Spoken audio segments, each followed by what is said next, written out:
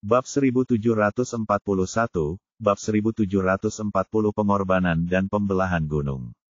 Aku bingung, Zeng Ke meletakkan telepon dan berkata, maksudmu, agar keempat korban dikubur bersama-sama, si pembunuh sengaja membuat sumur. Sumur ini tidak ada hubungannya dengan mengambil air, tapi untuk mengubur orang. Tapi, maafkan aku karena bersikap bodoh. Zeng Ke menggaruk kepalanya dan bertanya, bukankah ini berarti masalahnya kembali ke titik awal? Kita masih belum tahu mengapa si pembunuh melakukan itu. Petik 2. Itu berbeda, kata Zhao Yu, karena kita tahu bahwa sumur itu khusus dibuat untuk mengubur orang mati, sifat kasus pembunuhan di sumur itu menjadi lebih jelas. Benar, Miao Ying mengangguk. Pembunuh itu sangat ngotot, tidak takut masalah, dan bersikeras mengubur korban hidup-hidup di sumur itu. Untuk itu, dia bahkan membuat sumur sendiri. Tampaknya hanya ada satu alasan baginya untuk melakukannya. Alasannya adalah persembahan Xuan Ni. Zhao Yu menjawab kata demi kata. Begitu dia mengucapkan kata pengorbanan, kantor tiba-tiba menjadi dingin. Pengorbanan? Bibir Zeng Ke mulai bergetar. Untuk apa? Tanyanya. Jika aku tidak salah, kata Zhao Yu, jawabannya seharusnya ada di bawah lereng bukit itu. Ini benar-benar jauh di cakrawala, tetapi tepat di depan matamu. Pemimpin tim, Miao Ying menyadari pentingnya situasi ini dan segera berdiskusi dengan Zhao Yu. Kali ini, haruskah kita membuatnya besar? Jangan terburu-buru, kata Zhao Yu dengan tenang, menahan kegembiraannya. Sebelum kita melakukan apapun, kita harus mengerjakan pekerjaan rumah kita. Baiklah, Zeng Ke, Zhao Yu berkata kepada Zeng Ke. Carikan seorang ahli geologi dan botani untuk memeriksa lereng bukit dan berikan kami laporan terperinci. Untuk melihat apakah benar-benar terjadi tanah longsor di sana. Apakah benar-benar ada yang menanam pohon di lereng bukit. Oh, Zeng Ke mengangguk, tetapi dia masih sedikit bingung. Dan, Miao Ying mengeluarkan buku catatannya dan mencatat informasi itu sambil berkata, kita juga harus mencari informasi dari 30 tahun yang lalu. Saat itu, Gunung Tuo berada di bawah pengelolaan Biro Kehutanan Sixia. Jika terjadi tanah longsor, mereka mungkin punya catatannya. Pohon-pohon di lereng bukit juga bisa ditanam oleh organisasi mereka. Setelah menuliskannya, dia mengangguk ke Zhao Yu dan berkata, aku akan mengurus ini. Juga, Zhao Yu menunjuk ke foto sumur dan berkata, kita harus menemukan Zhang Peipei dan memintanya untuk memeriksa kapan sumur itu dibangun. Saya akan menangani masalah ini sendiri. Petik 2. Oh, akhirnya aku mengerti. Mata Zeng Ke melebar saat dia bertanya dengan penuh semangat, Ketua tim, Saudari Miao, apakah kita akan menggali gunung? Zhao Yu dan Miao Ying saling berpandangan, namun tidak menjawab pertanyaan Zeng Ke. Sekarang aku agak mengerti, Zhao Yu berkata sambil berpikir.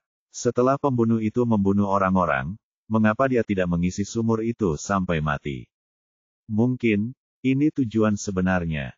Maksudmu, si pembunuh berharap, tatapan mata Miao Ying menjadi gelap dan dalam. Kita bisa menggali benda-benda di bawah bukit itu. Lalu, apa yang ada di bawah sana? Pukul 5 sore, di kantor kelompok investigasi khusus, Zhao Yu dan yang lainnya sedang menunggu kabar dengan cemas. Tim eksplorasi gabungan yang dikirim oleh kantor polisi Kinsan, sekolah geologi, dan banyak departemen terkait lainnya telah berada di Gunung Tuo sejak lama. Mereka akan menggunakan peralatan deteksi canggih untuk menyelidiki secara menyeluruh lereng bukit tempat kasus sumur itu berada. Jika benar-benar ada sesuatu yang terkubur di bawah bukit, kemungkinan besar hal itu akan terdeteksi. Di sisi lain, tidak perlu menggali bukit. Pemimpin tim, kata Zeng Ke kepada Zhao Yu, sambil memegang sebuah laporan di tangannya. Stasiun Perlindungan Hutan mengundang beberapa ahli tua untuk melihat situasi di lereng bukit itu. Mereka bisa 100% yakin bahwa ada tanah longsor di gunung itu. Selain itu, mereka 100% yakin bahwa pohon-pohon itu ditanam secara buatan. Ini adalah kebiasaan lama Dinas Kehutanan, kata Miao Ying. Untuk mengurangi bencana alam, mereka akan menanam pohon di tempat-tempat yang terjadi tanah longsor. Namun, karena restrukturisasi, kami tidak dapat menemukan berkas apapun dari Biro Kehutanan Sixia. Kami belum mengetahui informasi spesifik tentang tanah longsor dan penanaman pohon. Petik 2. Zhang Peipei sudah mendeteksi umur sumur itu, kata Zhao Yu. Sumur itu seharusnya dibangun 5 atau 6 tahun yang lalu. Itu cocok dengan waktu kematian korban pertama. Miao Ying mengangguk. Sepertinya kita semakin yakin bahwa orang yang membangun sumur itu adalah pembunuhnya. Saya hanya tidak tahu berapa banyak orang yang menjadi pembunuhnya. Dada. Begitu Miao Ying selesai berbicara, pintu kantor tiba-tiba didorong terbuka oleh seseorang. Itu adalah Cui Lizu, yang sudah lama tidak dia lihat. Semuanya, aku kembali, muah. Cui Lizu meletakkan tas besar dan kecil di tangannya di atas meja, lalu berteriak kepada semua orang, bagaimana? Apakah kalian merindukanku? Tanyanya. Saat itulah dia baru menyadari bahwa 2 orang telah hilang dari rumah itu.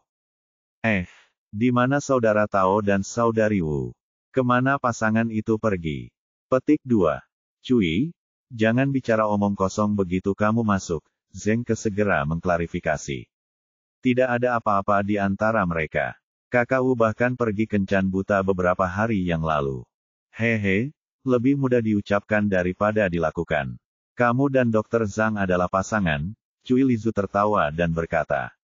Bos dan saudari Miao adalah pasangan, dan kamu dan Zhang Peipei adalah pasangan. Ketika saudara Tao dan saudari Wu bersama, hanya aku yang tersisa. Jangan khawatir, Zhao Yu berkata, aku pasti akan memperkenalkanmu pada yang bagus nanti. Apakah kamu ingat petugas Wang dari Yaoming? Bukankah kalian pernah saling menggoda di masa lalu? Aku sudah bertanya padanya, bisakah Wang baru saja putus dengan pacarnya saat ini? Ini kesempatan bagus bagimu untuk ikut campur. Petik 2. Wang Ken. Cui Lizu menggaruk kepalanya. Mengapa kamu tiba-tiba membicarakan orang ini? Aku hampir tidak memiliki kesan apapun tentangnya. Hei, bos, Nona Cui cemberut dan berkata, apakah aku orang seperti itu? Apa maksudmu dengan saling menatap? Apa maksudmu dengan ikut campur? Baiklah, aku salah bicara. Kenapa kamu tidak mengubahnya menjadi mata licik? Zhao Yu tertawa jahat. Kau benar-benar tahu bagaimana memuji orang, kata Cui Lizu sambil menatap Zhao Yu dengan jijik. Aku benar-benar tidak tahu berterima kasih. Aku tidak percaya aku menghabiskan uang untuk membelikanmu begitu banyak barang bagus. Wow, Zheng Ke segera berlari ke tas besar dan kecil. Ini untuk kita. Apakah mereka punya tasku? Ya, semua orang punya bagian. Aku tidak kikir. Ini semua produk lokal dari Beichang, juga beberapa kosmetik. Cui Lizu mengambil sekotak kosmetik dan menyerahkannya kepada Zheng Ke. Berikan ini kepada Dewi Forensikmu. Aku yakin dia akan menyukainya. Terima kasih, kata Zheng Ke dengan gembira. Bos, saudari Miao, kata Cui Lizu sambil meraih tas hadiah lain yang dibungkus dengan indah. Aku juga membelikan kalian berdua pakaian pasangan. Pakaiannya longgar dan sangat nyaman dipakai. Ini, dia mengeluarkan pakaiannya dan berkata kepada Miao Ying, bahkan jika saudari Miao sedang hamil, kamu masih bisa memakainya. Miao Ying menggaruk kepalanya, wajahnya merah. Baiklah, kau benar-benar tahu bagaimana cara berbicara, kata Zhao Yu tanpa daya. Ngomong-ngomong, ku dengar ada kasus menarik di sini. Cui Lizu meletakkan hadiahnya dan akhirnya langsung ke intinya. Bagaimana, apakah tuan kita, kasus yang belum terpecahkan, sudah memecahkan kasusnya? Sebelum Zhao Yu sempat menjawab, Cui Lizu tiba-tiba melihat papan tulis dan menepuk bahu Zhao Yu. Dia berkata dengan gembira, lihat, papan tulisnya belum disingkirkan. Itu artinya kasusnya belum selesai. Aku kembali tepat waktu. Ding! Begitu Cui Lizu selesai berbicara, telepon kantor tiba-tiba berdering. Zheng Ke bergegas menjawab telepon. Oh. Setelah mengangguk beberapa kali, Zheng Ke meletakkan telepon dan menatap Zhao Yu dan Miao Ying. Pemimpin tim, Anda benar. Memang ada sesuatu di bawah bukit, kata Zheng Ke dengan ekspresi rumit. Saya pikir kita bisa membuka bukit itu sekarang. Nenek beruangku tersayang. Yang lain tidak bereaksi, Tetapi Cui Lizu tiba-tiba melompat, matanya terbuka lebar saat dia berkata, buka gunung. Kamu, kasus seperti apa yang kalian hadapi? Bab 1742, Bab 1741 Pertandingan Sempurna. Malam itu, di kantor kelompok investigasi khusus, Cui Lizu mengeluh. Saya pikir saya bisa mencoba makanan lezat di Gunung Qin dan meminta bos dan saudari Miao memperlakukan saya dengan baik, tetapi sekarang, mereka benar-benar ingin menggali gunung. Ini benar-benar pertemuan yang hanya terjadi sekali dalam 100 tahun. Dia menepuk bahu Zeng Ke dan bertanya, Zeng kecil, apa yang baru saja kamu katakan? Apa yang ada di bawah bukit? Para ahli tidak dapat memastikannya. Bagaimanapun, itu tidak konvensional, kata Zeng Ke. Laporan tersebut mengatakan bahwa ada kelainan pada posisi karbon. Sejumlah besar gambar struktur reguler ditemukan, serta sejumlah kecil elemen logam dan beberapa komponen tidak alami lainnya. Saya tidak mengerti, Cui Lizu menggelengkan kepalanya. Tapi, apakah kita benar-benar harus menggali seluruh gunung? Petik 2. Arti umum dari laporan tersebut adalah bahwa tanah longsor mungkin telah mengubur sesuatu, Zeng Ke menjelaskan. Itu mungkin terkait dengan kasus sumur. Ya Tuhan, kata Cui Lizu sambil menatap Meng Meng. Jika itu tanah longsor, mungkinkah ada desa di bawahnya? Tanyanya. Seluruh desa tewas, lalu, tanah longsor itu buatan manusia. Apakah ini balas dendam? Petik 2. Ini, satu lagi. Miao Ying cemberut, mengedipkan mata ke arah Zhao Yu, dan bergumam, seperti yang diharapkan dari murid detektif hebat Zhao, imajinasinya bahkan lebih kaya darimu. Cui kecil, apakah kamu sedang mabuk? Mengapa kamu begitu bersemangat? Zhao Yu meletakkan informasi di tangannya dan mengeluh, desa apa? Itu hutan primitif dengan sedikit orang. Di mana ada desa? Petik 2. Oh, aneh sekali.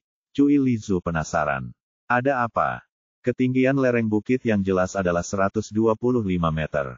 Meskipun skala longsornya tidak besar, kata Miao Ying, tidak mudah untuk menggali.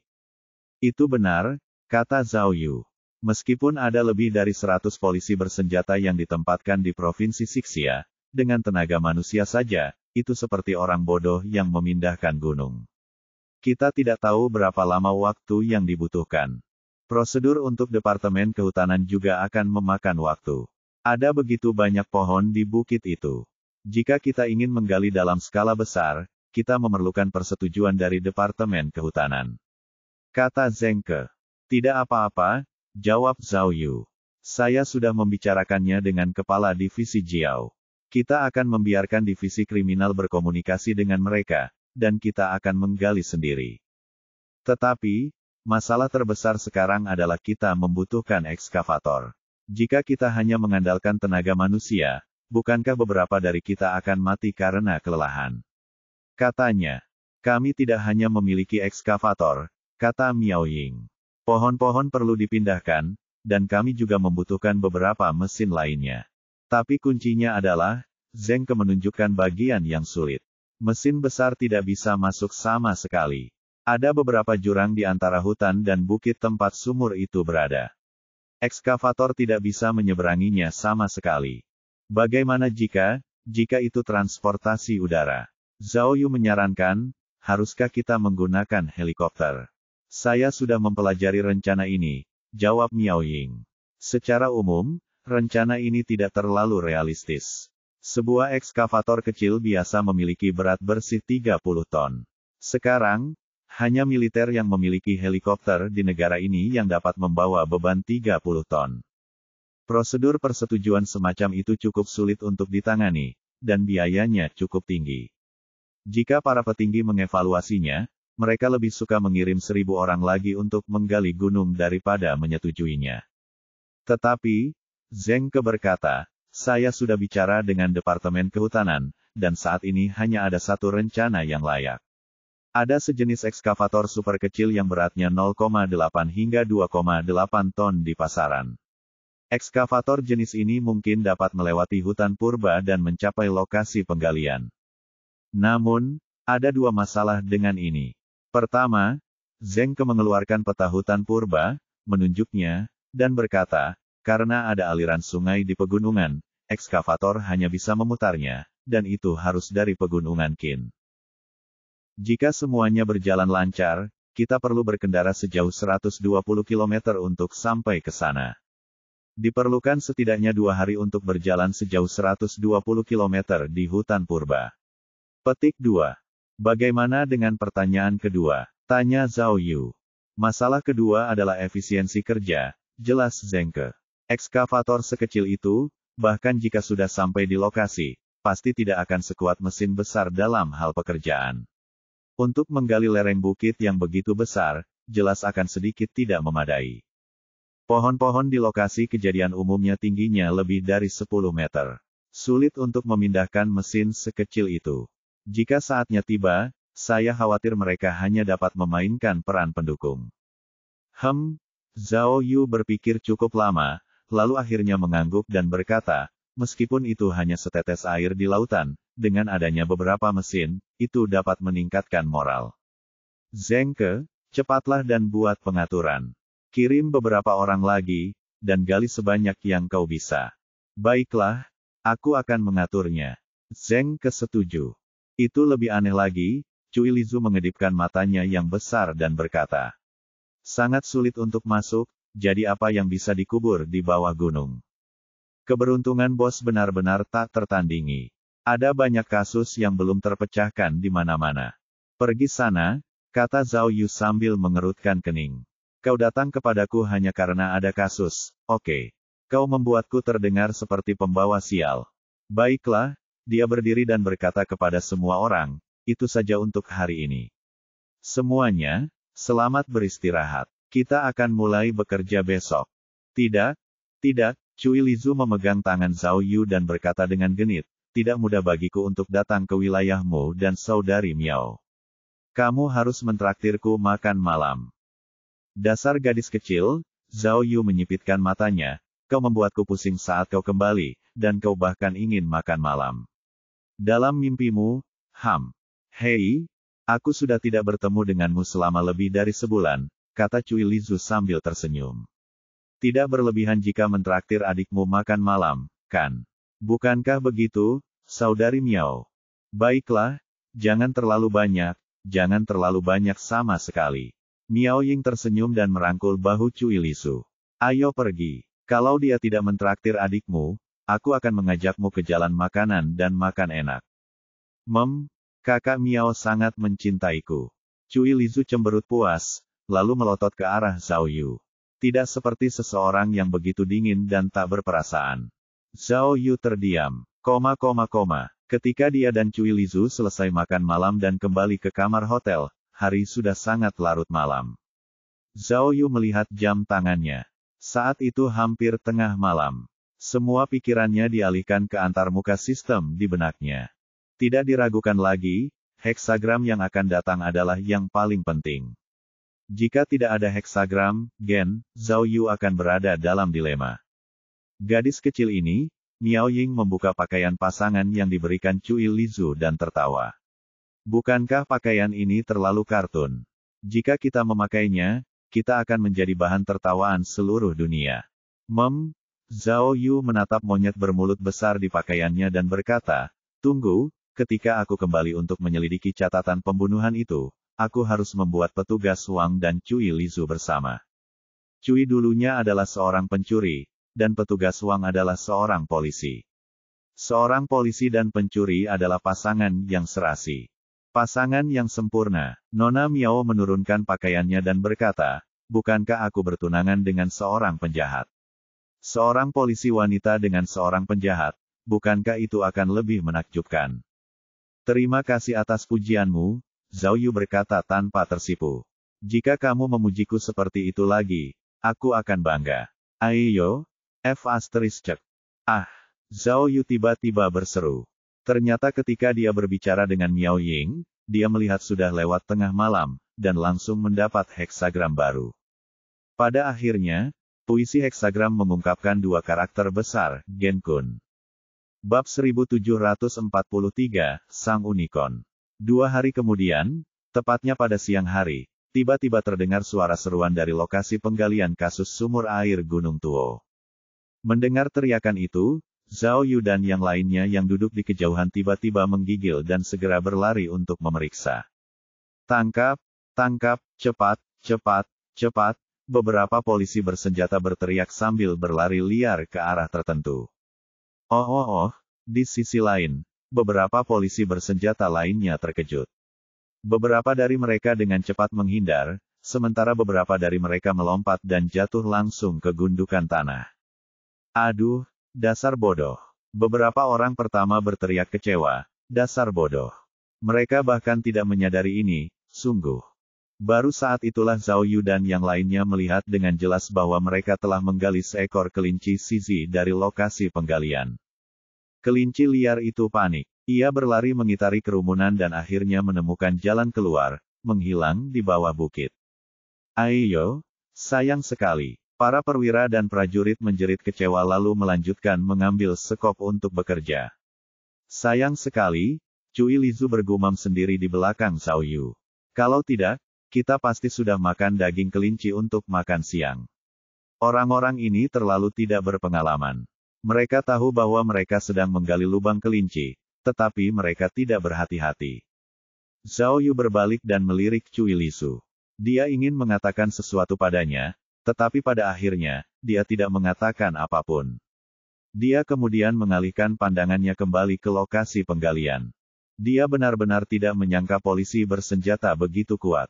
Hanya dalam waktu 2 hari, mereka telah menggali lubang sedalam 20 meter di lereng bukit dengan tenaga mereka. Lubang itu dipusatkan di sekitar sumur dan dibentangkan melingkar. Karena mereka khawatir lereng atas akan runtuh, mereka bahkan memperkuatnya dengan batu. Selain itu, pohon-pohon yang tingginya lebih dari 10 meter semuanya terdorong jatuh dari gunung oleh mereka. Kekuatan semacam ini benar-benar membuat Zhao Yu memandangnya dengan cara baru. Dia merasa bahwa jika mereka terus melaju dengan kecepatan ini, mereka mungkin dapat mencapai lokasi target sebelum ekskavator tiba. Ayo, Cui Lizu tampak sangat berbeda saat ini. Dia berjongkok di dekat lubang, melipat tangan, dan berkata, kita sudah menggali selama 2 hari, dan lubangnya sudah sangat dalam. Mengapa kita belum menemukan apapun? Aku sangat cemas. Bos, jika kita tidak dapat menemukan apapun pada akhirnya, kelompok investigasi khusus kita akan berada dalam masalah besar. Kali ini, Zhao Yu hanya mendengus dingin dan mengabaikannya. Karena dia sangat yakin bahwa sesuatu akan digali dari bawah. Heksagram, Genkun, yang dibukanya kemarin lusa belum berakhir. Ini tidak diragukan lagi berarti bahwa heksagram itu merujuk pada penggalian di depannya. Mengikuti Kun berarti akan ada terobosan besar dalam kasus tersebut. Oleh karena itu, dia sangat yakin bahwa penilaiannya benar. Dengan pengalamannya yang kaya, dia memanfaatkan kesempatan langka itu. Begitu dia melihat heksagram Kun muncul, dia langsung bertaruh lebih dari 2.000 poin. Selama tingkat penyelesaian akhir bisa melebihi 500%, dia akan bisa mendapatkan lebih dari 8.000 poin. Selain itu, ia juga memanfaatkan kesempatan untuk menghabiskan 1.500 poin dan bertaruh pada cakupan universal. Pada awalnya, Zhao Yu memiliki banyak perangkat yang bagus untuk dipilih, tetapi untuk beberapa alasan, ia sangat khawatir dengan kekurangannya dalam menembak. Ia tetap dengan keras kepala memilih teropong yang memungkinkannya untuk mengenai targetnya dengan akurasi 100%. Pada saat itu, Zhao Yu melihat lagi sistem di otaknya dan berkata pada dirinya sendiri, semuanya sudah siap sekarang. Selama aku bisa menggali sesuatu, aku tidak hanya akan mendapatkan petunjuk untuk memecahkan kasus ini, tetapi aku juga bisa menghasilkan banyak uang. Memikirkan hal ini, Zhao Yu kembali melihat ke dalam lubang dan melihat lautan manusia. Meskipun saat itu tengah hari, para polisi bersenjata itu antusias dan masih menggali. Bukan hanya tanah di bawah lapisan tanah, ada juga batu yang tercampur di jalan, dan banyak kayu yang busuk dan berat. Para ahli mengatakan bahwa bebatuan dan kayu yang lapuk semakin membuktikan bahwa di sini pernah terjadi tanah longsor, dan kayu-kayu tersebut terkubur oleh tanah longsor.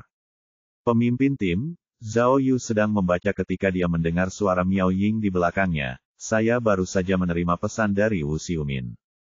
Oh, Petik 2. Zhao Yu dan Cui Lizu menoleh bersamaan dan melihat Miao Ying sudah ada di depan mereka, memegang ponselnya. Siswu menemukan seseorang dari buku kontak lama Wang Pengyi dan menemukan bahwa orang ini mirip dengan potret 3D yang kita buat. Lihat, Miao Ying menyerahkan ponselnya kepada Zhao Yu dan menunjuk ke foto itu.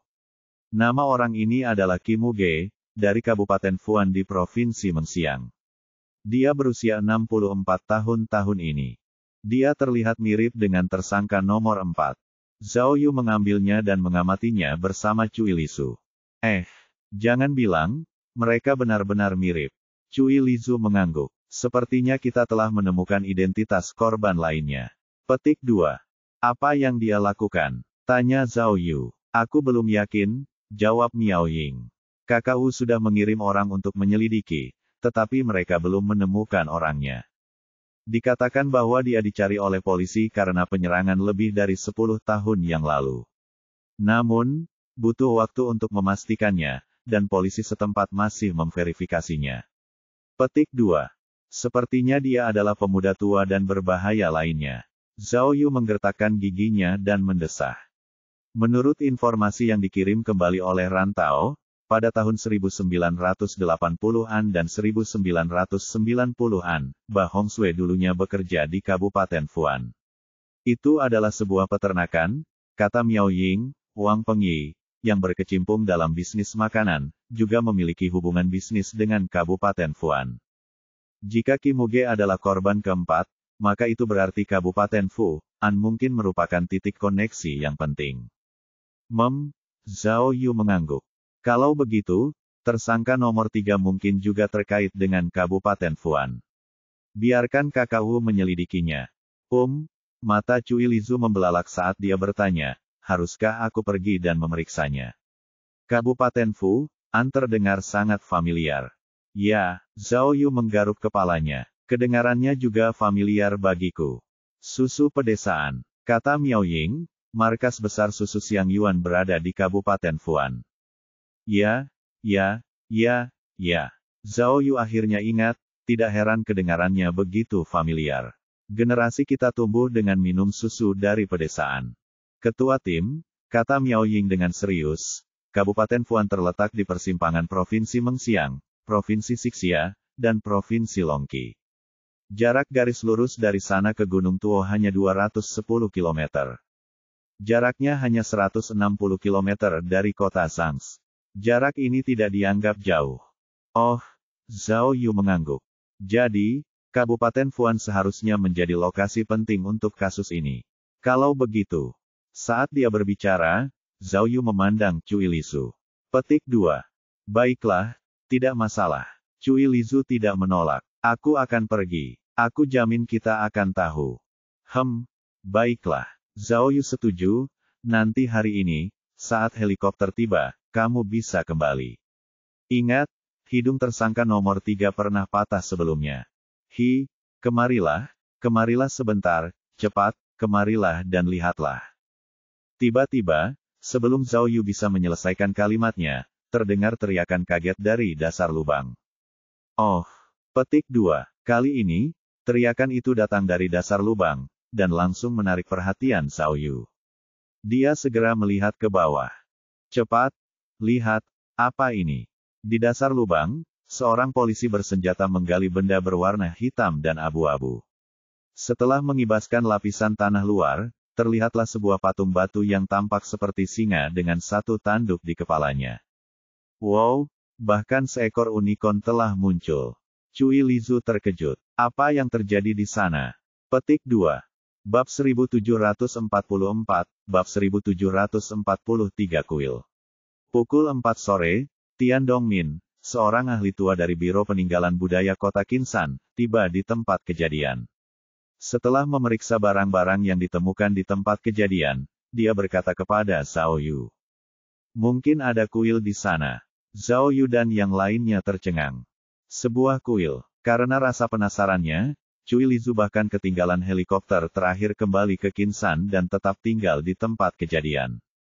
Jenis kuil tempat orang membakar dupa. Ya, Tian Dongmin menunjuk unicorn yang pertama kali digali dan berkata, benda ini disebut Pixiu. Dilihat dari bentuk dan bahannya, itu pasti jenis binatang keberuntungan yang tertanam di atap. Dan ini, dia kemudian menunjuk ke beberapa binatang batu yang belum lengkap, serta semua jenis ubin dan batu bata biru yang digali kemudian dan berkata, ini semua adalah bahan yang digunakan dalam bangunan kuno. Di pegunungan, selain kuil, apa lagi yang bisa menjadi tempatnya? Ada sebuah kuil di lereng bukit ini, kata Zhao Yu sambil meletakkan tangannya di pinggangnya. Mengapa tidak ada yang memberitahu kita tentang hal itu? Tidak ada yang tahu. Kuil itu hancur karena tanah longsor, kata Miao Ying. Tanah longsor terjadi pada awal tahun 1990-an, yang berarti kuil itu telah terkubur selama hampir 30 tahun. Ditambah lagi, kuil itu berada jauh di dalam hutan, jadi wajar saja jika tidak ada yang mengetahuinya. Kuil, sumur, mayat-mayat. Zhao Yu tidak bisa menahan diri untuk menggaruk kepalanya. Dia mengira bahwa begitu mereka menemukan apa yang ada di bawahnya, akan ada kemajuan yang signifikan dalam kasus ini, tetapi sekarang tampaknya menjadi lebih rumit. Profesor Tian, Miao Ying menunjuk benda-benda yang digali dan bertanya, bisakah Anda menentukan usia kuil ini? Tian Dongmin mengamati benda-benda yang digali dengan saksama dan berkata, dilihat dari bentuk peralatannya, tidak mungkin terlalu tua. Paling-paling, itu berasal dari akhir dinasti Qing atau Republik Tiongkok. Aku juga berpikir begitu, kata Cui Lisu. Itu dibuat dengan sangat kasar, jadi itu pasti tidak bernilai banyak. Saya pikir itu mungkin kuil Dewa Gunung. Profesor Tian berkata, di daerah dekat pegunungan Qinling tempat orang-orang tinggal, kami telah menemukan banyak kuil Dewa Gunung di masa lalu. Semuanya berukuran sangat kecil. Ini ada hubungannya dengan budaya Longqi. Sebenarnya, seharusnya tidak sulit untuk memahaminya. Penduduk daerah pesisir memuja permaisuri Dewa Laut, jadi kami orang pegunungan secara alami memuja Dewa Gunung. Untuk berdoa memohon cuaca baik, atau agar dapat menangkap mangsa, orang-orang akan membangun kuil gunung di kedalaman pegunungan. Oleh karena itu, wajar saja jika kuil Dewa Gunung digali di sini. Kuil Dewa Gunung Lincong di malam bersalju, Cui Lizu menepuk kepalanya. Ya Tuhan, mengapa kamu memikirkan legenda Bang Air? Lalu, apakah timbangannya akan besar? Miao Ying bertanya sambil menunjuk ke dasar lubang. Saya tidak bisa memastikannya, tetapi gunung itu sangat terpencil, jadi seharusnya tidak sebesar itu, kan? Setelah Profesor Tian menyelesaikan analisisnya, dia bertanya dengan rasa ingin tahu, ngomong-ngomong, bukankah kalian polisi kriminal? Mungkinkah mereka telah menemukan kasus lain yang berhubungan dengan arkeologi? Kau benar, katanya sambil menunjuk ke arah Cui Lizu lalu ke arah pria itu. Produk rakyat kasar semacam ini tidak tua dan tidak memiliki nilai koleksi. Baiklah, tidak peduli apa, kata Zhao Yu. Silakan, kami akan menggali sepanjang malam. Jika kami menemukan sesuatu yang lain, Anda harus membantu kami mengidentifikasinya. Baiklah, tidak masalah, tidak masalah. Kamu telah menyelamatkan hidupku sebelumnya, kata Tian Dongmin dengan sopan kepada Zhao Yu dan Miao Ying. Aku akan melakukan yang terbaik. Terima kasih. Petik 2. Setelah Miao Ying mengatakan itu, mereka bertiga meninggalkan Profesor Tian dan pergi ke sisi lokasi penggalian. Menakjubkan, Cui Lizu bertanya pada Zhao Yu dengan rasa ingin tahu. Kalian berdua bahkan menyelamatkan nyawanya. Bisakah kau ceritakan padaku tentang itu? Ini akan sangat menarik, bukan? Tentu saja. Kakakmu Miao dan aku bertarung dengan para perampok makam dan menemukan Buddha emas yang telah hilang selama ratusan tahun. Kami juga menyelamatkan ahli tua itu, kata Zhao Yu dengan tenang. Tetapi, aku, Zhao Yu, menganggapnya sebagai tanggung jawabku untuk menyelamatkan dunia. Aku telah menyelamatkan banyak orang, jadi tidak ada yang perlu dibanggakan. Baiklah, sekarang bukan saatnya membicarakan hal ini, kata Miao Ying kepada Cui Lizu dengan wajah serius. Cui, karena kamu ketinggalan penerbangan terakhir kembali ke Qinsan, apakah kamu masih akan pergi ke Fuan besok? Jika kamu tidak pergi, aku akan meminta Wu Xiumin untuk pergi. Pergi? Aku harus pergi. Kata Cui Lizu, kakak Wu masih harus mencari tahu identitas almarhum nomor 3. Bagaimana kalau begini? Aku akan berangkat bersama orang-orang di pos perlindungan hutan besok. Dari sini, kita akan pergi ke Provinsi Sixia. Lalu, kita akan naik bus jarak jauh dari Zhang's ke Fu'an. Akan lebih cepat dengan cara ini. Itu bagus juga. Zhao Yu menunjuk ke tenda di kejauhan. Malam ini, mari kita tinggal di alam liar untuk 1 malam lagi. Di atas bukit, lebih dari selusin generator menyala, menyediakan penerangan listrik ke lokasi penggalian. Saat itu sudah pukul 8 malam, namun petugas polisi bersenjata tidak beristirahat dan masih terus menggali di lokasi kejadian. Lubang itu secara bertahap tumbuh dari 20 meter menjadi 30 meter. Lebih jauh ke bawah, mereka menggali lebih banyak bahan bangunan, seperti batu bata hijau, genteng, pilar batu, dan barang-barang lainnya. Saat mereka menggali lebih banyak barang, situasinya menjadi lebih jelas. Spekulasi Profesor Tian Dongmin benar. Memang ada kuil kuno yang terkubur di bawah lereng bukit. Selain itu, melalui perbandingan benda-benda yang digali, profesor itu semakin yakin bahwa ini adalah kuil Dewa Gunung yang dibangun pada masa Republik Tiongkok atau masa-masa awal pembebasan. Biar ku tebak, pada saat ini, di salah satu tenda di sisi bukit, Cui Lizu sedang memegang buku catatan Zhao Yu. Karena pembunuhnya menggali sumur di sini dan mengubur korbannya hidup-hidup, maka, orang ini pasti tahu bahwa kuil Dewa Gunung dikubur di bawah bukit. Lalu, kenapa dia membunuh mereka? Cui Lizu menggambar tanda tanya besar di buku catatannya dan bertanya, mungkinkah ada pengorbanan hidup di kuil Dewa Gunung? Hei, jangan menggambar omong kosong, oke. Zhao Yu meraih buku catatan itu. Ini buku catatanku. Apa yang kamu gambar? Tanah longsor itu terjadi 30 tahun yang lalu, yang berarti pembunuh dalam kasus ini pasti berusia lebih dari 30 tahun, tapi, Cui Lizu terus memegang dagunya dan menebak, kalau dia punya perasaan terhadap kuil Dewa Gunung, itu berarti dia pasti berusia 10 atau 20 tahun saat tanah longsor itu terjadi. Dengan kata lain, usia pembunuhnya seharusnya sekitar 40 hingga 50 tahun, atau bahkan lebih tua. Kuncinya adalah, mengapa kau membunuhnya?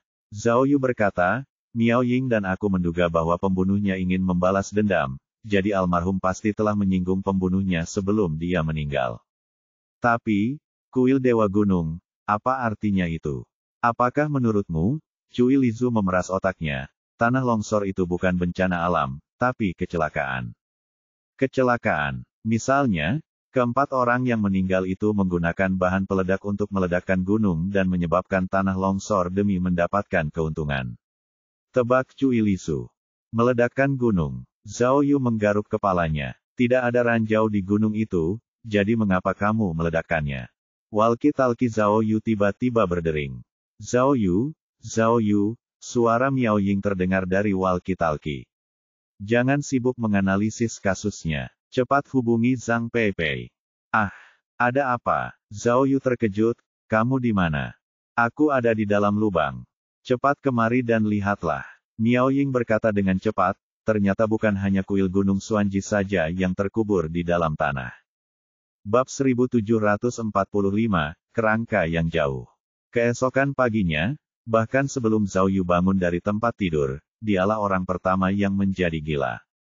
Dia baru saja mengetahui bahwa heksagram Gen Kun yang dibukanya terakhir kali telah berakhir dengan tenang. Meskipun sudah selesai, tingkat penyelesaian akhir masih belum memuaskan. Hanya 487% dan belum mencapai standar 500%. Petik 2. Dengan kata lain, ribuan poin yang ia pertaruhkan sebelumnya semuanya telah hilang sia-sia, dan cakupan serbaguna yang ia impikan juga telah berubah menjadi gelembung. Depresi. Sedikit lagi. Zhao Yu mengutuk sistem di dalam hatinya. Tidak bisakah kau mengurus orang tua ini? Apakah sulit untuk memberi saya cakupan universal? Benar-benar. Namun, terlepas dari keluhannya, Zhao Yu tidak kecewa dengan hasilnya. Karena, dengan ditemukannya tulang-tulang baru di lubang dalam tadi malam, dia jelas tahu bahwa dia mungkin telah menemukan akar dari kasus sumur air. Oleh karena itu, tidak peduli bagaimana sistem membuka heksagram tersebut, dia tetap memahami inti permasalahan dan membuat terobosan besar dalam kasus tersebut. Melihat heksagram Gen-kun telah berakhir, Zhao Yu ingin membuka heksagram baru. Tetapi saat ini, Miao Ying sudah membuka tirai tenda dan menyambutnya. Sayang, cepat bangun. Tim forensik sudah tiba. Oh, jawab Zhao Yu, lalu cepat-cepat keluar dari kantong tidur dan mengenakan pakaiannya. Meskipun musim dingin telah berlalu, suhu di hutan masih sangat rendah. Mereka masih perlu mengenakan pakaian musim dingin yang tebal. Tadi malam, ketika polisi bersenjata menggali tumpukan batu bata dan genteng biru, mereka menemukan beberapa tulang manusia di bawahnya. Karena hari sudah larut malam, demi menghindari kerusakan di tempat kejadian, Zhao Yu segera memerintahkan pekerjaan penggalian dihentikan. Karena lalu lintas tidak lancar di malam hari, demi menghindari bahaya, Zhao Yu tidak mengizinkan Zhang Peipei dan yang lainnya datang pada malam hari, tetapi meminta mereka untuk bersiap membawa helikopter ke gunung di pagi hari. Pada saat itu, ketika Zhao Yu keluar dari tenda, tim Zhang Peipei telah tiba di tempat kejadian dan mulai melakukan persiapan. Bos, kata Cui Lizu kepada Zhao Yu, yang sudah membawakan barang bawaannya. Saya akan pergi ke Zhang's bersama orang-orang di stasiun perlindungan hutan, lalu saya akan naik bus ke Fuan. Begitu saya mendapat informasi apapun dari Fuan, saya akan segera memberi tahu Anda. Baiklah, kata Zhao Yu sambil menepuk bahu Cui Lizu. Hati-hati. Aku tahu, tapi, sebelum pergi, Cui Lizu menunjuk ke lubang yang dalam lagi. Jika kau menemukan petunjuk dari mayat-mayat itu, jangan lupa beritahu aku. Aku sangat penasaran. Petik 2. Baiklah, aku tahu. Pergilah. Zhao Yu melambaikan tangan pada Xiao Cui, tidak lupa mengingatkannya. Ingat, hidung kerangka nomor 3 sudah patah. Juga, pembunuhnya mungkin ada di Fuan. Jika Anda menemukan sesuatu, jangan bertindak gegabah. Berhati-hatilah. Petik 2. Cui Lizu melambaikan tangannya sebagai isyarat, lalu mengikuti petugas hutan dan meninggalkan tempat kejadian dengan menunggang kuda. Mereka menuju ke arah provinsi Sixia. Pada saat itu, Zhao Yu akhirnya punya waktu untuk membuka heksagram baru untuk dirinya sendiri. Hasilnya, kali ini sistem tidak menimbulkan masalah. Sistem memberinya heksagram, Gen-zen, yang biasa. Heksagram ini tentu saja cukup ideal. Selama ada heksagram, Gen, itu berarti arah penyelidikannya tidak menyimpang. Petik 2. Oleh karena itu, Zhao Yu yakin bahwa tulang-tulang yang baru ditemukan ini akan menjadi terobosan penting dalam kasus ini. Tak lama kemudian, Zhang Peipei memimpin tim forensik ke lubang yang dalam dan mulai menggali tulang-tulang serta mengumpulkan bukti. Zhao Yu dan Miao Ying juga turun ke suatu tempat di dalam lubang yang tidak menghalangi, untuk memperhatikan kemajuan pekerjaan penggalian. Karena tulang-tulang ini tercampur dengan kuil Dewa Gunung, kata Miao Ying, kemungkinan besar mereka terbunuh oleh tanah longsor. Kemungkinannya tinggi, tapi tidak mutlak. Kata Zhao Yu, kalau kematian hanya karena tanah longsor, saya khawatir kejadian di sumur itu tidak akan terjadi, kan? Pasti ada hubungan di antara mereka. Berdasarkan pemeriksaan visual, pada saat ini, Zhang Peipei, dokter forensik, memberikan penilaian awal sambil membersihkan dan meminta asisten untuk mencatatnya. Sejauh ini, kami telah menemukan 3 kerangka, dan mereka berdekatan satu sama lain. Kerangka itu telah berubah sepenuhnya menjadi tulang. Kerangka itu telah terkubur selama setidaknya 20 tahun. Saya sudah menemukan tengkoraknya. Ada 2 tengkorak besar dan 1 tengkorak kecil.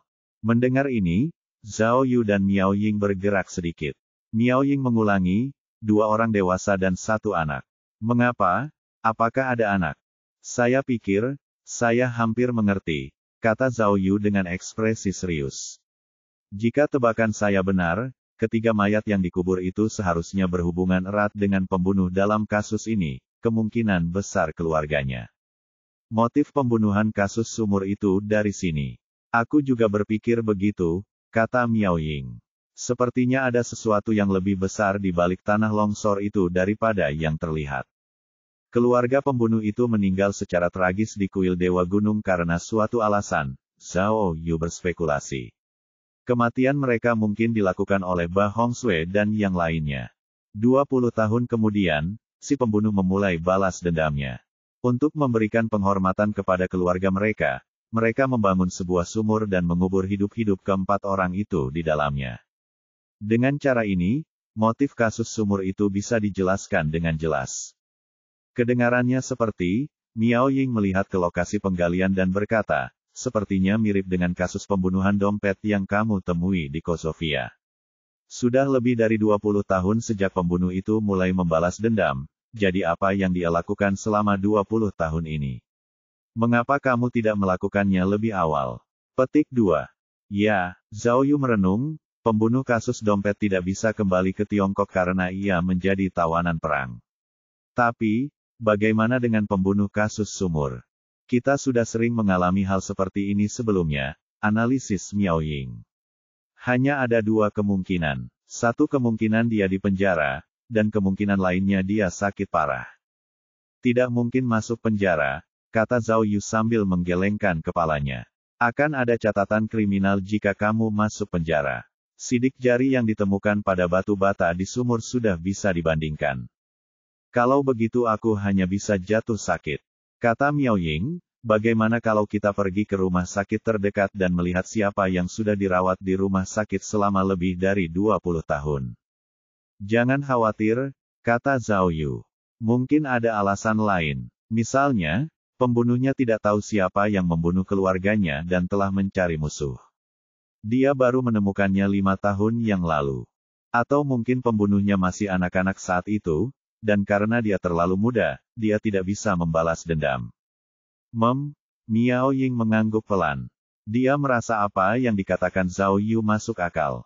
Kerusakan pada tulang cukup serius. Pada saat ini, Zhang Peipei berbicara lagi dari kedalaman lubang. Mungkin disebabkan oleh runtuhnya kuil Dewa Gunung selama tanah longsor. Penyebab kematiannya saat ini belum diketahui. Maksudnya, Miao Ying menganalisis. Saat tanah longsor terjadi, ketiga korban tewas bersembunyi di kuil. Pada akhirnya, tanah longsor datang begitu tiba-tiba sehingga mereka tidak dapat melarikan diri tepat waktu dan tertimpa reruntuhan. Tapi, tengkoraknya masih utuh, kata Zhang Peipei. Kita bisa melihat bahwa, orang tua yang meninggal adalah seorang pria dan wanita, dan anak itu, seharusnya laki-laki. Gemuruh, gemuruh.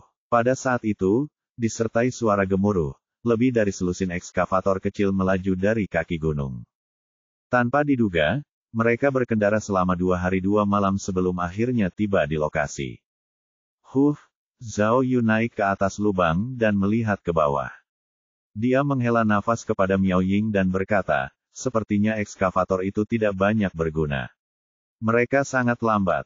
Sulit untuk mengatakannya. Miao Ying, yang sedang memegang ponselnya, melaporkan berita buruk itu kepada Zhao Yu. Zheng Ke baru saja mengirimiku pesan. Dia mengatakan bahwa mungkin akan ada hujan di pegunungan hari ini. Saya pikir, Miao Ying melihat kembali ke lokasi penggalian dan berkata, kita harus memberitahu Dr. Zhang dan mempercepat kemajuannya. Bab 1746, Identitas Penting. Hua. Malam itu, langit berubah seperti yang diharapkan. Hujan mulai turun untuk pertama kalinya di musim semi di kota Kinsan. Dia tidak menyangka hujannya akan sederas ini. Meski berada di dalam rumah, dia masih bisa mendengar suara hujan. Untungnya, tim forensik sudah menyelesaikan pekerjaan penggalian hari itu. Mereka telah mengirim 3 tulang yang baru ditemukan ke ruang otopsi kantor polisi Kinsan untuk diperiksa. Mungkin lebih lama dari yang saya perkirakan, Zhang Peipei melapor kepada Zhao Yu di kantor kelompok investigasi khusus. Pakaian pada kerangka itu pada dasarnya telah membusuk dan menghilang.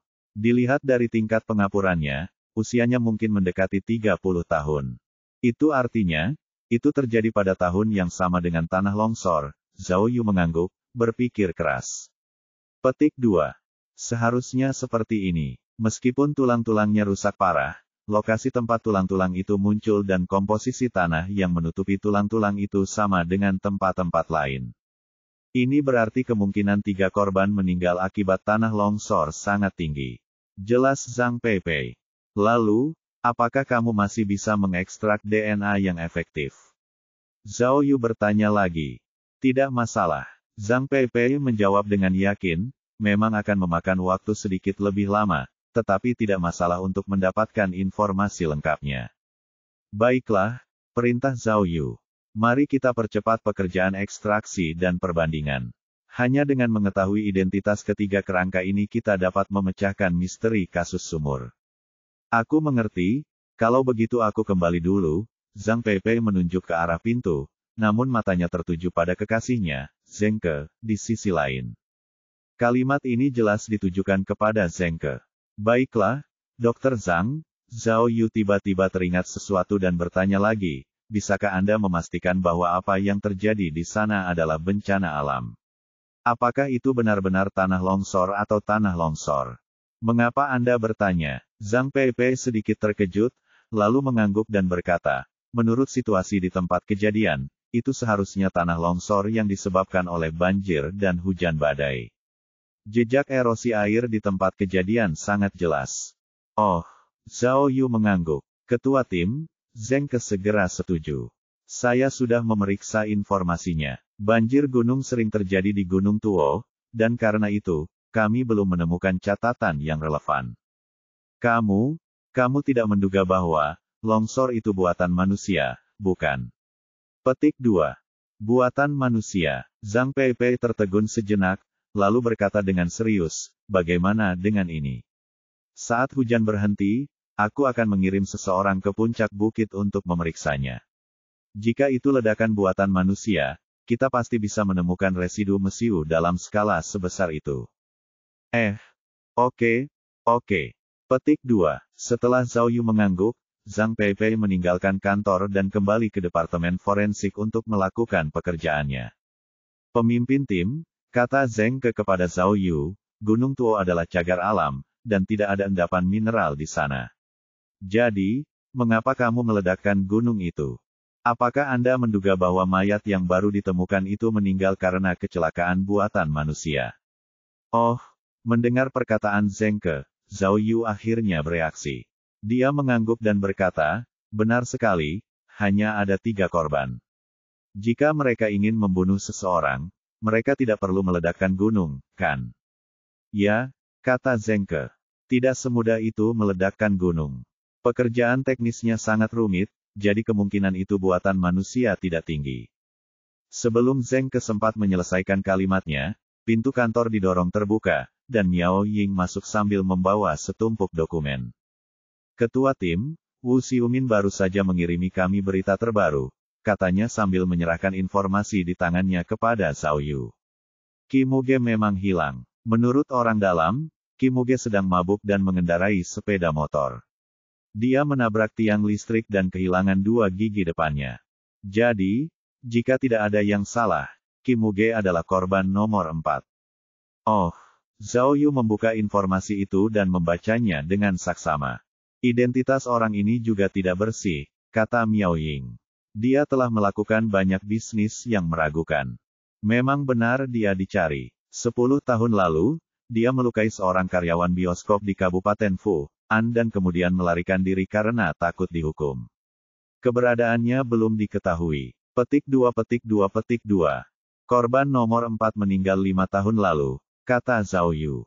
Sepertinya pembunuhnya menghabiskan banyak waktu dan tenaga untuk menemukannya. Juga, Miao Ying melanjutkan, Wu Xiumin memeriksa informasi terperinci Qi Muge dan mengetahui bahwa dia dulunya bekerja di sebuah peternakan sapi di Kabupaten Fu'an, dan dia adalah seorang manajer. Wang Pengyi kebetulan sedang menyediakan pakan ternak untuk peternakan sapi pada saat itu, jadi, Qi Muge muncul di buku telepon Wang Pengyi. Yang satu berjualan pakan ternak, yang satu lagi beternak sapi. Zhao Yu merenung sejenak, lalu bertanya, apakah kamu punya waktu khusus?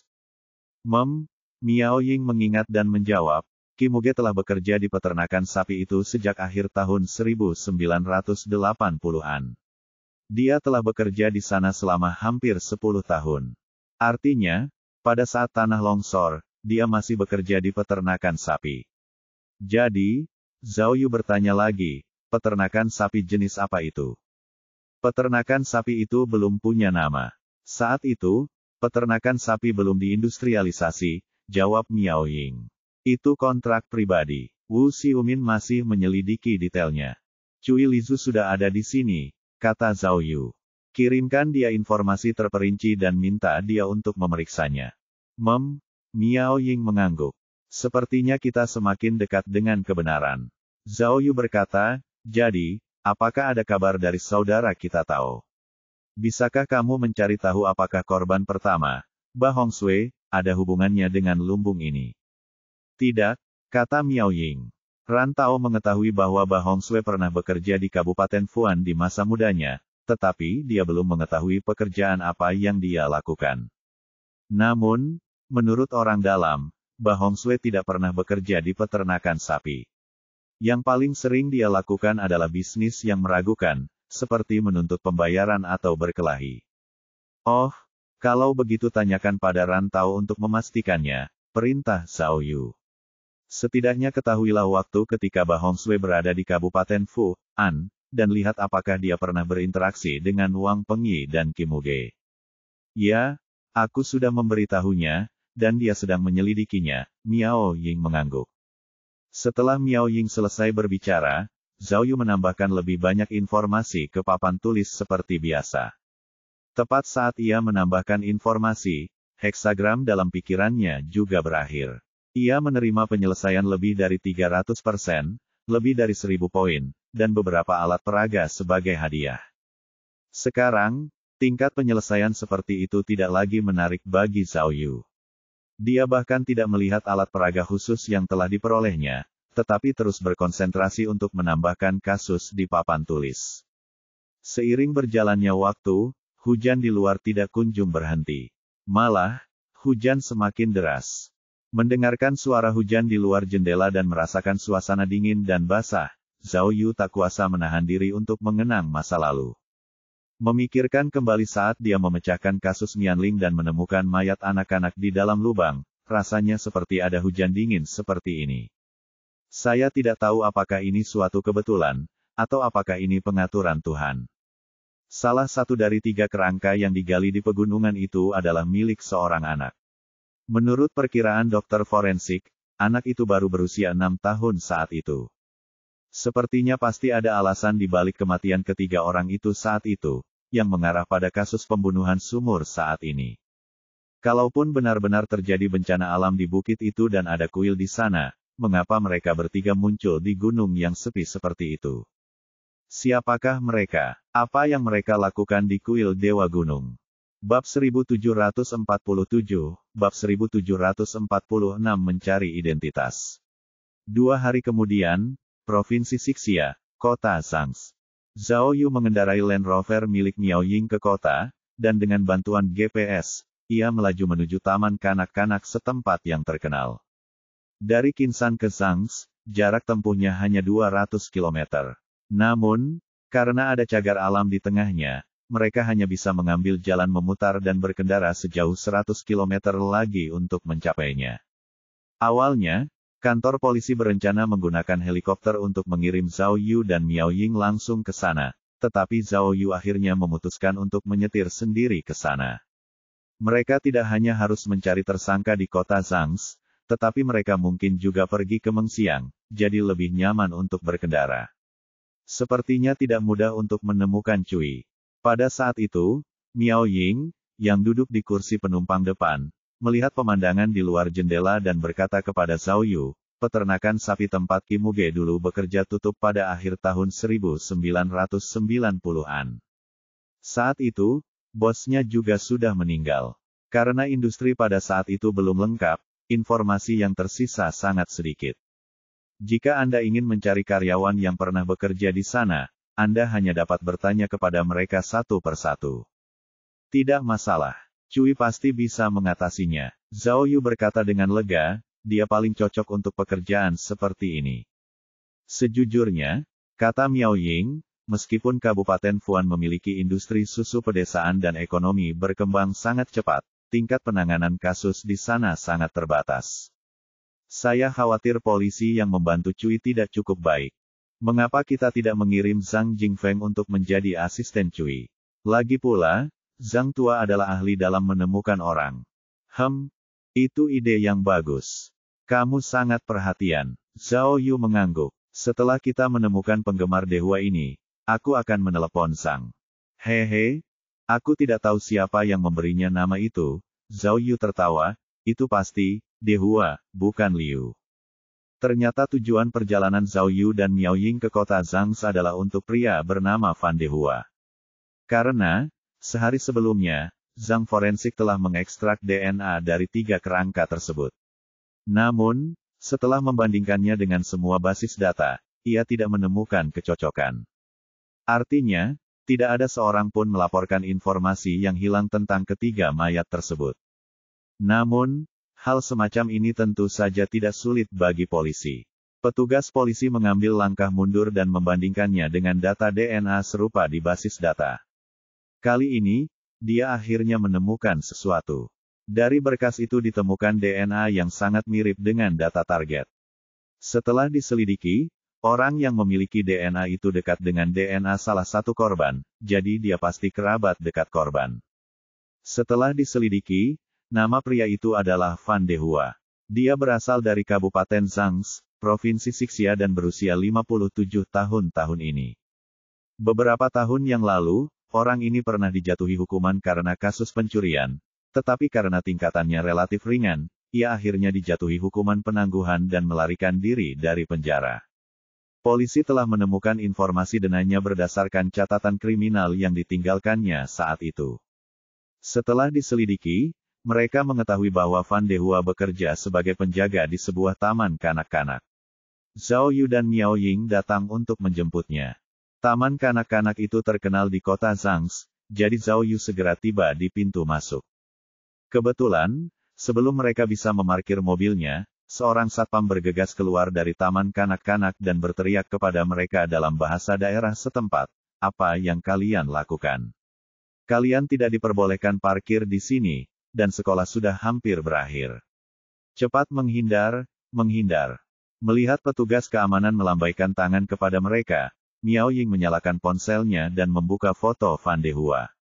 Foto itu sama persis dengan foto petugas keamanan itu.